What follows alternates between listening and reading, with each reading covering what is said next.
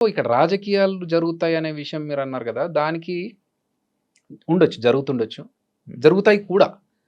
ఎందుకంటే ఇప్పుడు for example మీకు జరిగిందా? తెలీదు. అంటే నేను పట్టించుకోను. రీజన్ చెప్తా.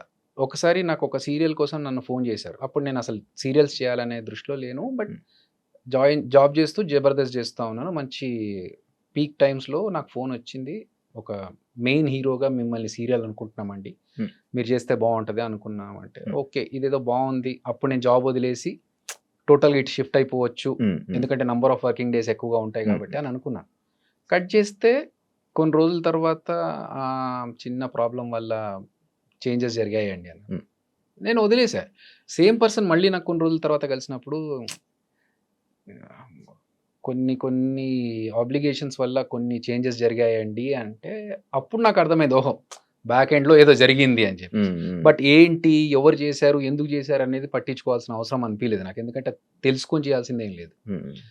I left it. సో జరుగుతాయి రాజకీయాలు అనేది డెఫినెట్‌గా. ఇప్పుడు ఫర్ ఎగ్జాంపుల్ ఒక డైరెక్టర్ ఉన్నాడు. అతనికి తెలిసిన పర్సన్ ఉన్నాడు. ప్రొడ్యూసర్ ఉన్నాడు. అతనికి తెలిసిన పర్సన్ ఉన్నాడు. ఇప్పుడు ఇద్దరిలో ఒకరికే ఆపర్చునిటీ ఉందంటే అక్కడ రాజకీయాలు జరుగుతాయి డెఫినెట్‌గా. మావాడిని పెట్టుకోవాలంటే మావాడిని పెట్టుకోవాలి. వర్త్ ఎవరు అనిపిస్తే వాళ్ళకి ఆపర్చునిటీ వస్తుంది. నేను అనుకునేది. ప్లస్ ఫేట్ కూడా ఉండాలి. ఇబ్బంది పడలేదన్నా? Okay. It's a part of life journey.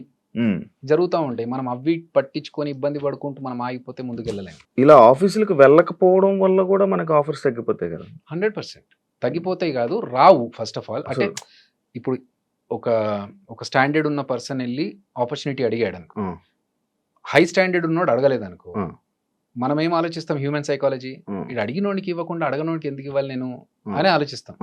So ఇక్కడ ఉన్న వాళ్ళకి ఇవ్వచ్చు. అలా మిస్ అయిన ఛాన్సెస్ కూడా ఉండొచ్చు. బట్ నాకేంటంటే ఫస్ట్ ఆఫ్ ఆల్ నాకు వెళ్ళి అడగాలని తెలియదు. సెకండ్ థింగ్, ఇప్పుడు తెలిసిన తర్వాత నాకు పరిచయం ఉన్న డైరెక్టర్స్ దగ్గరికి వెళ్ళి నేను మాట్లాడి అడుగుతున్నాను.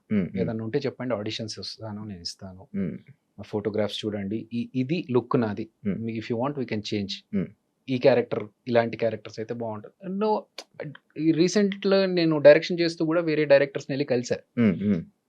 ఎందుకంటే నా అంబిషన్ ఏంటంటే సినిమా ఇండస్ట్రీలోనే ఉండాలి, ఇక్కడే పోవాలి.